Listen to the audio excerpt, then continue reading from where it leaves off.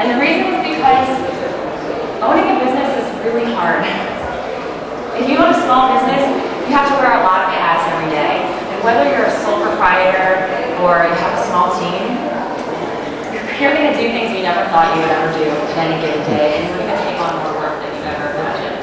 And the thing about having a well-executed website is it's kind of like having a workforce that works for you 24 hours a day, 365 days a year. Isn't that what every business owner wants, right? A website or a workforce that's going to work for you. You go to bed at night, turn off your computer, go to sleep, you turn off your thoughts if you can, and you wake up the next morning and you got more business. Isn't that what every business owner wants? I know that's what I want. Yeah. Right? So that's what we're going to talk about. Getting your website to work for you. Getting a workforce that's going to work for you all the time, when you're working and even when you're not. So that's a little bit about me and what we're going to talk about. Let me hear about a little bit from you guys. How many of you out there already have a website for your business? Okay, so good. Quite a few of you. You know why you're here. You have the potential. You want to help it grow. And those of you who don't have your website, you know why you're here, right? You want to get started. Those of you who raised your hands, how many of you think your website can be better? I will never not raise my hand for that. It can always grow, it can always get better. So in order to let's get started and jump right in, I broke down this talk into 3 1-1 building blocks for growing your business online. We're going to talk about mapping out your online goals, mastering SEO. Who here has heard of SEO? Okay, I'm going to make it really simple, really build into something you can actually implement in a day.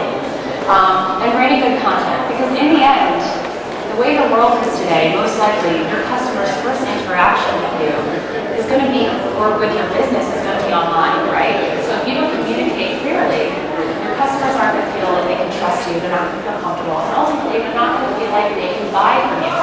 So you really have to work on writing good content, and that's really all comes together. So let's jump right in.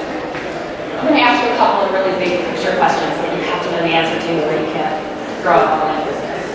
The first is, what is the purpose of your site? That might sound like a really obvious big question, but it's actually not, because I meet a lot of small business people who are just starting out, and I hear the same thing again and again. Well, I know I need to get online. I just want to put up a one-pager and get my stuff out there, and get my business name and my contact information, and that way people can find me, you know? I hear that all the time. And when I hear that, I think it's a missed opportunity. And I'm not to say, it's not to say that the thought process isn't good. It's not to say that I wasn't really any different when I started looking at editing. I was really very similar to Kevin Costner and Build Dreams. I thought if I built it, they would come. And let me tell you, that is entirely untrue. Because the truth of the matter is, if Google can't find you, no one else can. And that's what the second section of this talk is going to be about, getting found. But in order to get found, you have to understand what the purpose of your site is.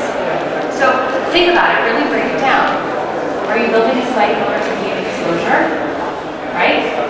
Are you building it to be a resource for customers? For lead generation? Or to actually act as a storefront? Is your site going to be where people are going to make purchases? When you understand this, your site can work for you. It can function the way you need it to function. The lead editing is a little bit of all of those, to be honest. But you need to understand that so you can build a site correctly. So the next question, how am I different from my competitors? What's your differentiator? How many of you out there have heard of Spanx? I see a lot of smiles. I'm not going to ask you who's wearing them.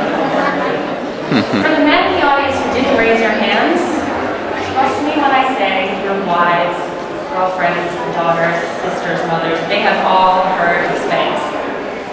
Well, what Spanx are actually is they're a play off of control top pantyhose. Control top pantyhose have been around basically since the dawn of time.